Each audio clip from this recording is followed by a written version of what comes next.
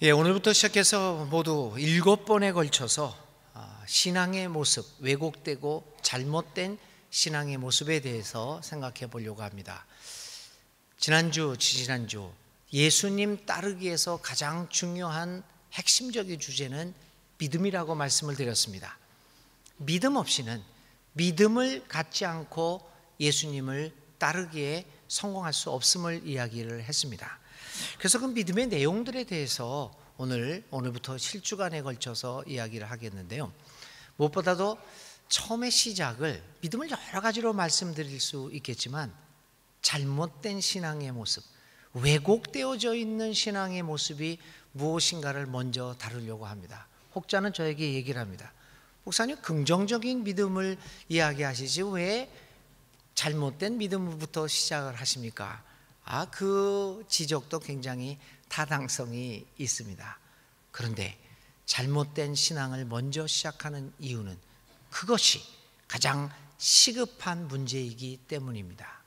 잘못된 신앙이 이 순간에도 우리를 얼마나 우리의 삶을 좀먹고 우리의 삶을 왜곡된 길로 가게 만듦으로써 하나님의 길에서 점점 멀어지게 만드는지요. 저는 이러한 위급한 시급한 그 상황 속에서 조금 부정적인 인상을 남길 수도 있겠지만 잘못된 신앙의 모습을 먼저 생각함으로써 예수님 따르기를 시작해 보려고 합니다. 근데 오늘부터 읽어나갈 마태복음 23장에는 모두 7번에 걸쳐서 너희에게 화가 있다 라고 하는 말로 시작되는 예수님의 가르침이 있습니다. 모두 7개입니다. 그런데 이 7개의 너희에게 화가 있다라고 하는 말씀은 묘하게도 마태복음 5장의 팔복의 8가지의 너희에게 복이 있다라는 말씀과 아주 절묘하게 대칭 구조를 이루고 있습니다. 한쪽에서는 너희에게 복이 있다, 한쪽에서는 너희에게 화가 있다라고 하는 것들을 말씀해 주고 있습니다. 첫 설교라 조금 대학에서 하는 강의 같은 좀 느낌을 한 5분 정도 줄 수도 있겠지만은 여러분들의 앞으로 7번에 걸친 설교의 이해를 돕기 위해서 이렇게 도표로 만들어서 여러분들께 잠깐 서론처럼 소개해 드리겠습니다. 먼저 3절과 복이 있다의 3절과 10절, 마음이 가난한 사람의 복과 의를 위하여 박해를 받는 사람의 복은 똑같습니다. 그래서 사실 8복이라고 이야기하지만 어떻게 보면 7복이라고 말씀드려도 큰 과언은 아닙니다. 왜냐하면 마음이 가난한 사람의 받는 복이 천국에 들어가는 겁니다. 천국이 너희들의 것이다. 의를 위하여 박해를 받는 사람도 마찬가지로 천국이 너희 것이다. 너희가 천국을 차지할 것이다 합니다. 이게 대칭되는 것은 13절입니다. 첫 번째 너희에게 화가 있다. 내용을 한번 볼까요? 네, 복은 하늘나라가 그들의 것이다. 그 다음에 화가 있다는 어떻게 됩니까? 하늘나라에 못 들어간다. 너희들은 하늘나라에 못 들어간다. 하늘나라에 들어가는 복과 하늘나라에 들어가지 못하는 화가 이렇게 대칭적 구조를 만들고 있죠. 자, 두 번째 저주 선언을 보겠습니다. 두 번째 선언은 15절이죠. 너에게 화가 있다는 마태복음 5장의 9절과 연관이 됩니다. 내용을 보십시다. 네, 평화를 이루는 사람은 하나님의 아들, 딸이다. 그런데요, 15절에는 화가 있는 사람은 지옥의 자식이다. 너희가 지옥의 자식일 뿐만 아니라 더 못한 지옥의 자식이다. 하늘의 아들, 딸이다. 이쪽에는 화가 있다는 것은 지옥의 자식이다. 이렇게 대칭을 보이고 있습니다. 자, 세 번째 저주를 보겠습니다. 16절, 너에게 화가 있다는 마음이 깨끗한 사람의 복과 대칭을 하고 있습니다. 내용을 보겠습니다. 마음이 깨끗한 사람은 하나님을 볼 것이다. 눈이 밝아집니다. 그래서 하나님을 봅니다. 화가 있습니다. 화 있는 사람은 어리석고 눈먼 자들이 됩니다. 그래서 그에게는 금밖에 보이지 않습니다. 이제 이렇게 대칭 구조를 이루고 있죠. 자, 이제 네 번째 저주를 봅니다. 23절입니다. 그것은 7절, 5장 7절 자비한 사람과 연결이 되고 있습니다. 내용을 살펴보겠습니다. 자비한 사람은 복이 있고 그들을 자비롭게 대할 것이다. 자비한 사람의 복을 얘기하는데, 화는 어떤 사람에게 화가 미치냐면 정의와 자비를 버린 사람들입니다. 한쪽은 자비가 있는 사람, 한쪽은 자비를 버린 사람들의 화를 얘기합니다. 다섯 번째 저주입니다. 25절은 6절과 이제 연관이 되었어요. 내용을 보겠습니다.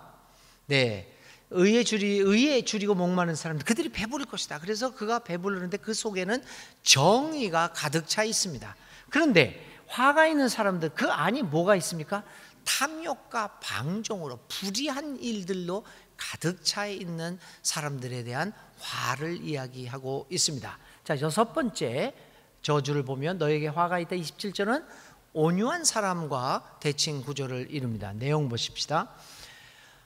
온유한 사람, 그 다음에 27절에서는 회칠한 무덤과 같이 그 속에서는 잔혹한 뼈들과 사람을 죽이는 잔인한 것들이 자리 잡고 있는 사람입니다.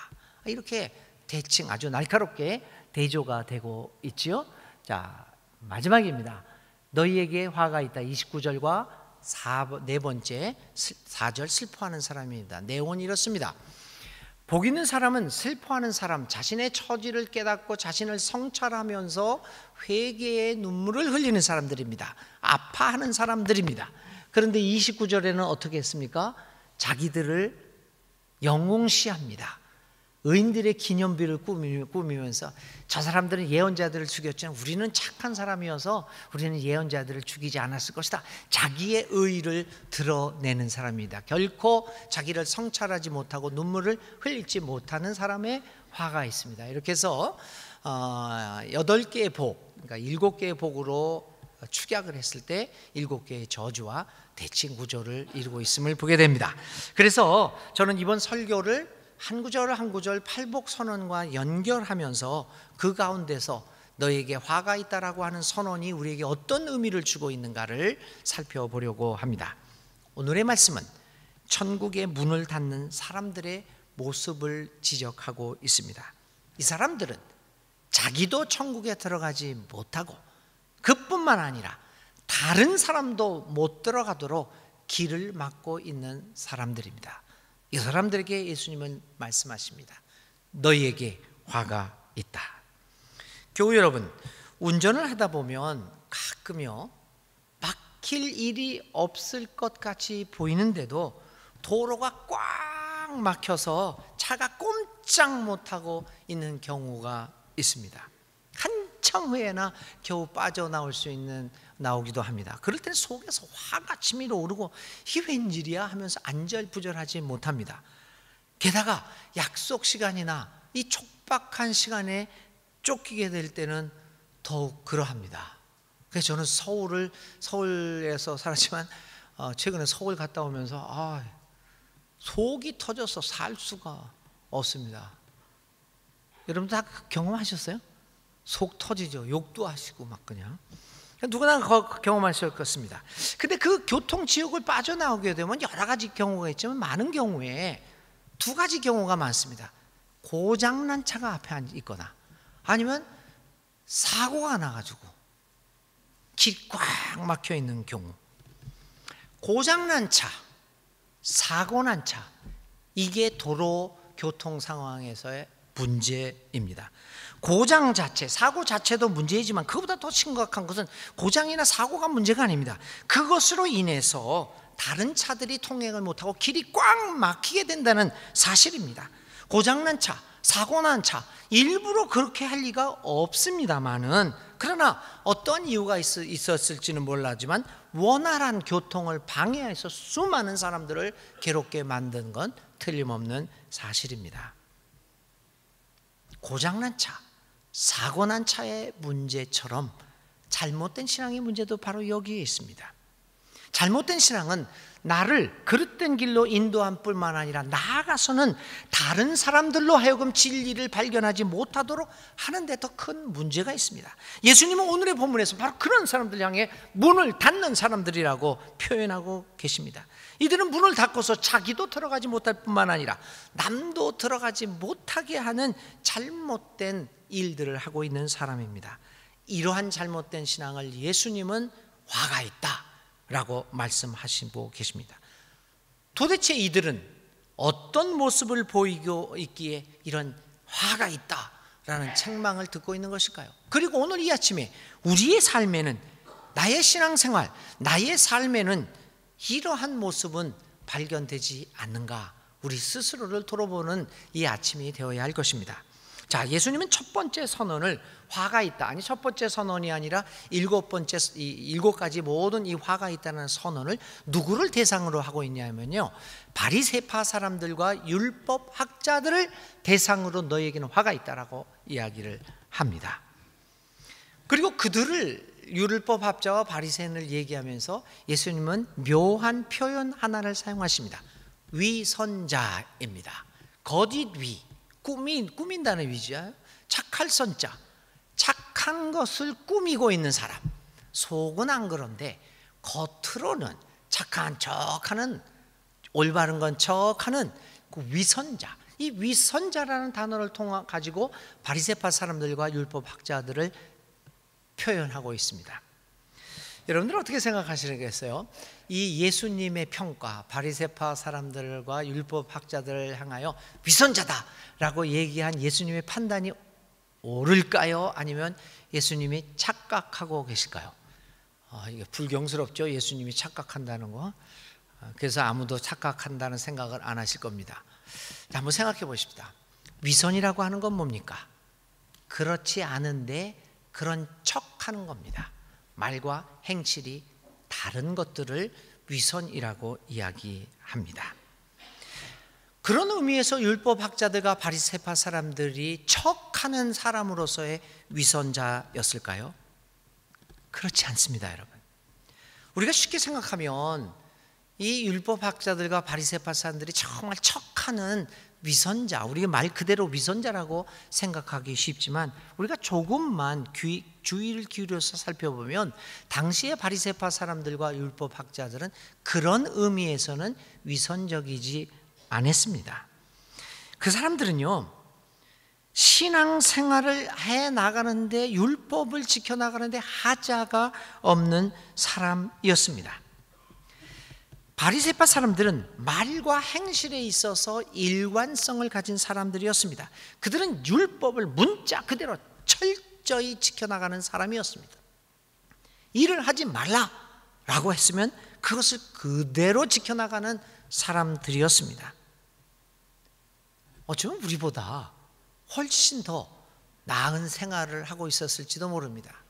우리는 사실 그대로 하지 않지 않습니까? 오히려 우리가 바리새파 사람들보다도 더 위선적일 수 있습니다. 그 사람들은 율법을 철저히 지켜나가는 말과 행실을 지켜나가는 사람들이었습니다. 그런 의미에서 바리새인들은 결코 위선적인 사람은 아니었습니다. 그렇다면 오늘 예수님이 왜 바리새파 사람들에게 위선적이라고 말을 했을까요? 아마 다른 의미를 가지고 있는 것 같습니다. 바리새인들을 향하여 예수님께서 위선자라고 하는 것은 그들이 겉과 속이 다른 행동을 해서가 아니라 열심히 살아가기는 하는데, 그래서 일관성 있는 삶을 살기는 하는데 중요한 것이 하나 빠졌다는 겁니다. 일은 열심히 하고 정말 그렇게 하는데 본질이 호도되고 오도되고 있다. 본질이 망각되고 있다라고 하는 것입니다. 다시 말하면 그들이 신앙의 가장 중요한 본질인, 나중에 말씀드리겠지만 화해와 끌어안음, 사랑이라고 하는 이 신앙의 본질을 잃어버리고 신앙의 문자에만 매달려서 율법을 지켜나가는데 철저했다는 겁니다. 본질을 잃어버린 신앙의 열심, 그것이 잘못된 열심인 것을 예수님은 간파하셨습니다. 사실 그렇습니다. 이렇게 앞과 뒤가 안 맞는 것보다도 근본적인 의미에서 위선은, 특히 성경에서의 위선은 본질을 외면한 겁니다.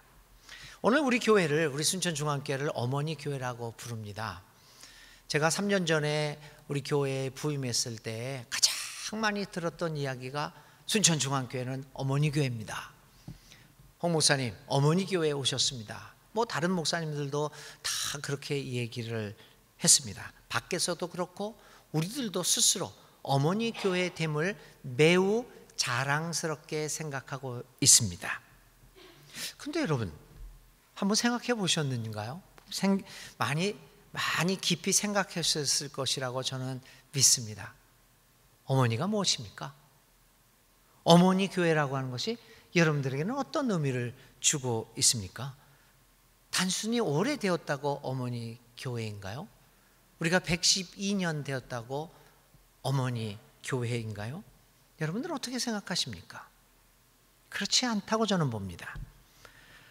어머니가 어머니 되는 것은 어머니가 어머니됨의 본질을 되찾을 때입니다. 어머니됨의 본질이 우리로 하여금 어머니가 되게 한다는 사실을 보아야 합니다.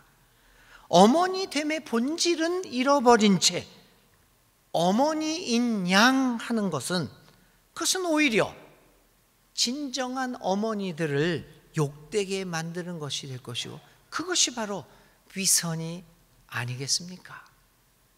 우리 교회가 진정한 어머니됨의 본질을 추구할 때 우리 스스로 또 밖에서도 순천중앙교회는 어머니 교회다라고 평가받을 수 있지 않겠습니까?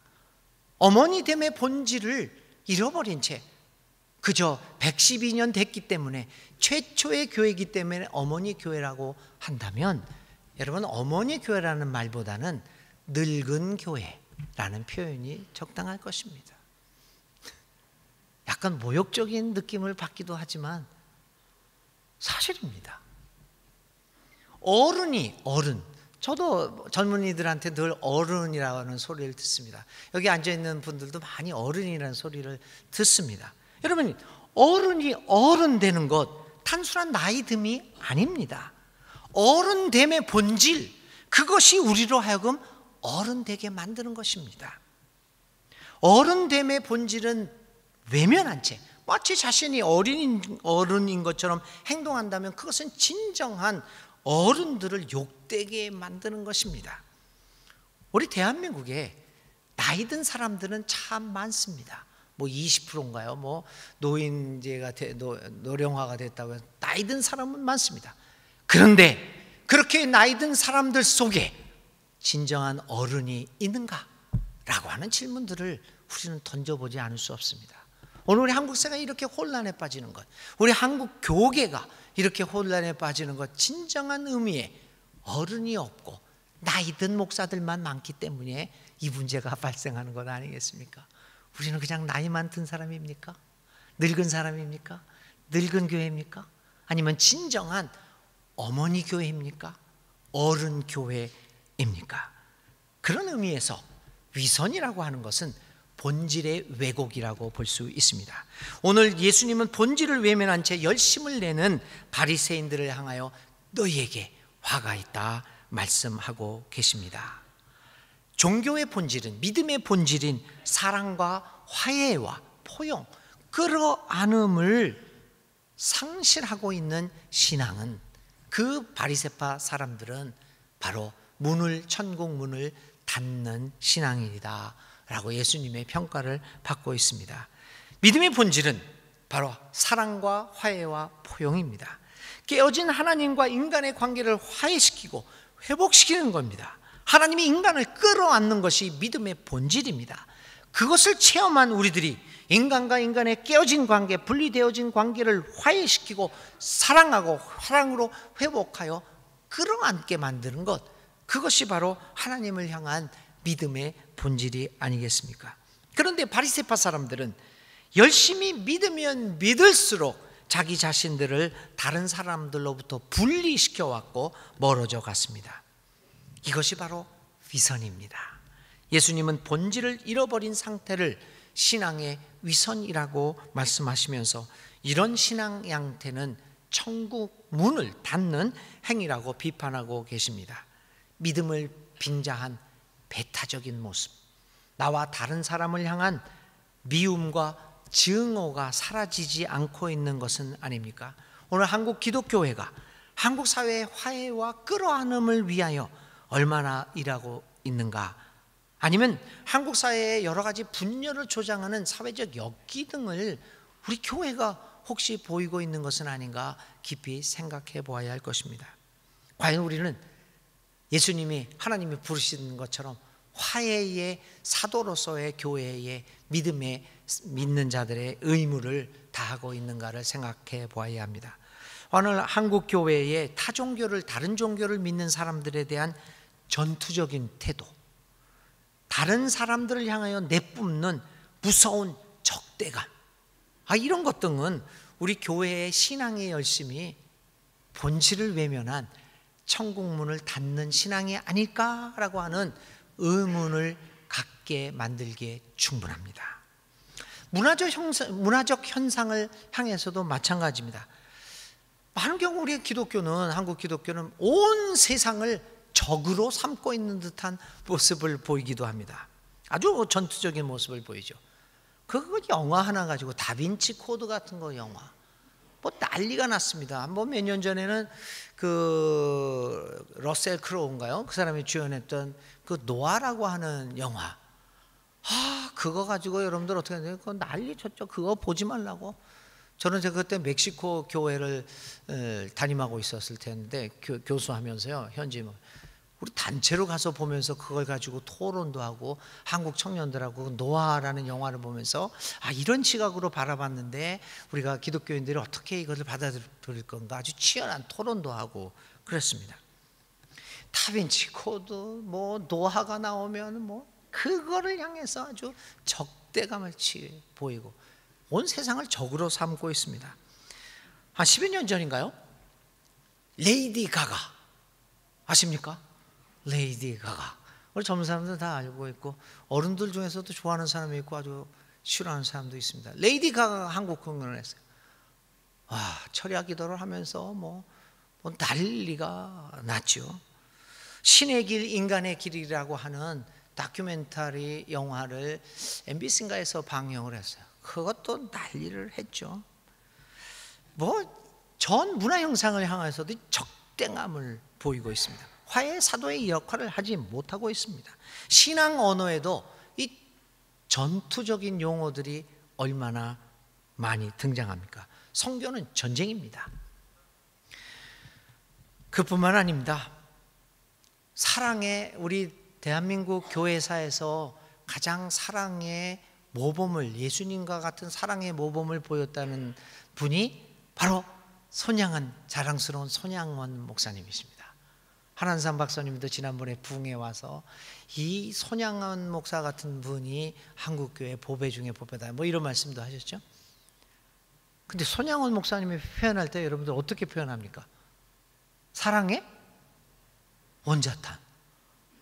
원자탄 하면 히로시마에 1945년 8월 7일이죠. 8월 7일에 떨어진 히로시마에서 적어도 50만 명을 죽였고 지금도 핵 때문에 피해를 보고 있는 한국인들도 많잖아요. 사랑의 원자탄이랍니다. 사랑은 살리는 건데 원자탄은 죽이는 건데 어떻게 이렇게 했는지 아무런 감각도 없이 사랑의 원자탄. 이거 참 너무 전투적이지 않습니까? 오늘 우리가 신앙을 가진 사람들이 너무 전투적이지 않습니까? 종교의 본질, 우리 기독교의 본질인 화해와 사랑과 포용을 잃어버린 채 너무나 전투적인 모습을 보이고 있는 이 기독교는 사람들에게 천국문을 열어 보이는 교회가 아닙니다.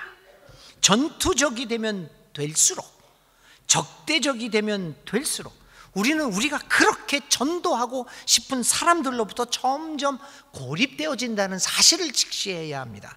고립되어질 뿐만 아니라 우리가 그렇게 전하고 싶은 천국의 문을 가로막는 현상을 보이게 된다는 사실을 우리가 적시해야 합니다. 사랑하는 교회 여러분, 예수님은 화해자로 오셨습니다. 깨어진 관계를 회복하고 아직도 죄조차 깨닫지 못하고 있는 죄인 중에 괴수와 같은 우리들을 묻지 않고 끌어안기 위해서 오셨습니다. 중재자로 오셨습니다. 만일 우리가 화해와 끌어안음과 중재자로 오신 그 예수님을 믿고 예수님을 따라가는 사람들이라고 한다면 이 믿음의 본질인 화해와 끌어안음과 사랑을 외면할 수는 없는 것 아니겠습니까? 이 본질을 망각한 채 아무리 열심을 내봤자 그 열심은 위선적인 신앙으로 천국 문을 닫는 화가 있다라고 하는 예수님의 책망을 듣는 신앙일 뿐입니다. 사랑하는 교우 여러분, 우리는 천국 문을 연다고 하면서 오히려 닫고 있는 것은 아닙니까? 본질을 잃어버린 신앙의 모습은 우리로 하여금 예수님의 책망을 듣기에 마땅한 모습으로 만들어 가게 될 것입니다. 두 번째로 한 번만 더 말씀을 드리고 오늘의 말씀을 마칩니다. 두 번째로 천국 문을 닫아버리는 신앙의 형태는 어떤 것일까요? 오늘 마태복음 5장 3절과 5장 10절과 연결해서 문을 닫는, 천국에 들어가지 못하게 하는 신앙의 모습을 살펴봅니다. 천국 문을 닫고 자신도 들어가지 못하고 다른 사람도 들어가지 못하게 하는 신앙은 바로 가난한 마음을 잃어버린 신앙입니다. 천국 문을 닫는 신앙은 정의를 저버리고 살아가는 믿음입니다. 먼저 가난한 마음을 잃어버린 신앙은 우리로 하여금 끝없는 욕심을 줍니다. 욕심스러운 신앙은 천국 문을 닫는 잘못된 신앙입니다. 신앙은 우리의 욕심을 만족시켜주는 도구가 아니라 오히려 내가 가지고 있던 그 욕망의 크기를 줄여나가는 것이 되어야 합니다. 신앙이 우리의 마음을 가난하게 해주지 못하고 점차 부자스럽게 만들어 가고 있다면 그 신앙은 결코 우리를 천국으로 인도해 주지 못할 것입니다. 모든 종교가 그렇습니다. 모든 영성 훈련이 지향하고 있는 것은 비움입니다. 한마디로 얘기하면 가난한 마음을 만들겠다는 것이지요. 가난한 마음, 영성 훈련을 받고도 오랜 신앙생활을 하고도 마음이 가난해지지 않고 오히려 부자스러워진다면 분노로 가득 찹니다.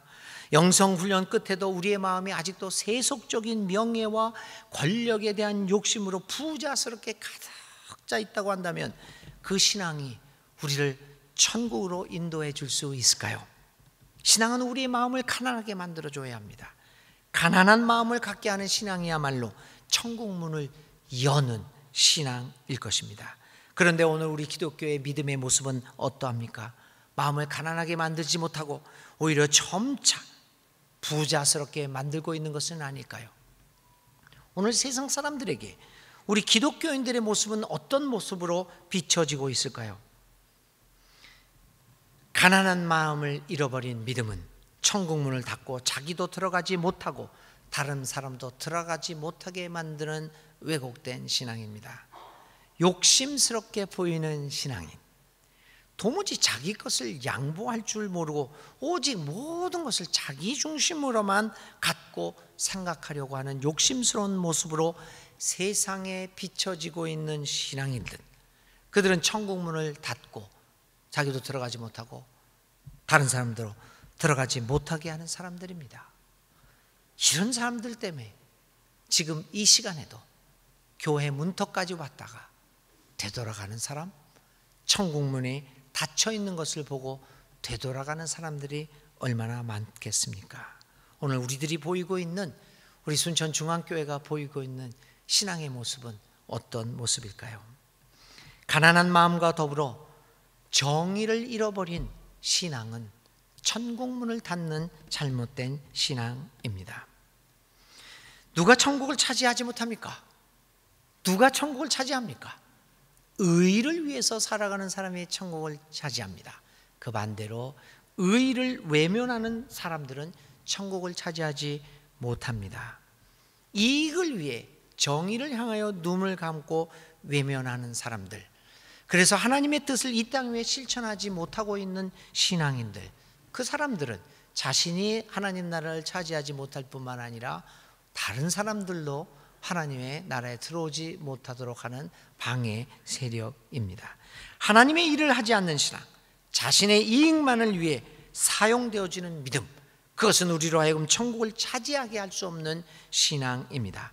하나님의 일은 하지 않고 신앙의 경력만 쌓아가는 사람들, 하나님의 의로운 일은 하지 않고 교회의 교인 수만 늘어나면 족하는, 만족하는 목회자들, 이웃을 섬기라고 직분을 주었음에도 불구하고 군림하고 다스리려고만 하는 교회 지도자들, 이런 사람들이 많아지면 천국 문은 꽁꽁 얼어붙게 됩니다. 하나님의 일을 하지 않고 외면하는 신앙은 천국 문을 닫고 자기도 들어가지 못하고 다른 사람도 들어가지 못하게 하는 잘못된 신앙입니다. 정의를 외면하는 신앙.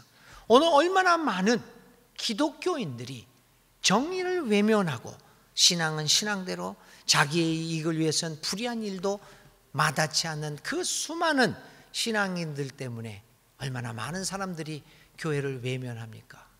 신앙이라고 자처하는 정치인들이 정의를 외면합니다. 신앙인이라고 자처하는 경제인들이 정의를 외면합니다. 신앙인으로 자처하는 많은 지도자급 사람들이 정의를 외면합니다. 의를 위하여 박해를 받는 사람은 복이 있다. 하늘나라가 저들의 것이다. 의를 외면하는 사람에게는 화가 있다. 천국이 그들에게 주어지지 않을 뿐만 아니라 그들 때문에 천국 문이 닫혀지게 된다. 오늘 우리는 누구의 일을 하고 있습니까? 신앙을 가지고 자신의 일을 하고 있습니까? 하나님의 일을 하고 있습니까? 오늘 우리는 천국 문을 여는 신앙을 가지고 있습니까? 천국 문을 닫아버리는 신앙을 가지고 있습니까? 주님은 우리에게 천국의 열쇠를 주셨습니다. 내가 너희에게 천국의 열쇠를 주겠다.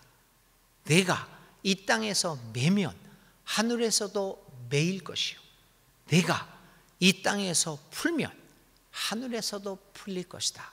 내가 너에게 천국의 열쇠를 주겠다. 마태복음 16장 19절의 말씀입니다. 주님은 우리 모두에게 열쇠를 주셨습니다.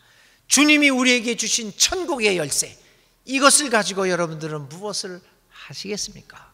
우리 순천중앙교회에게 주신 천국의 열쇠, 이 열쇠를 가지고 중앙교회는 무엇을 하시겠습니까? 그것을 가지고 오늘 우리는 무엇을 하고 있는 것일까요? 이 아침에 우리 예수님이 우리에게 묻는 질문에 각자 조용히 대답할 수 있기를 바랍니다. 주님이 우리에게 주신 천국의 열쇠, 무엇을 하고 있는 것일까요? 기도드리겠습니다.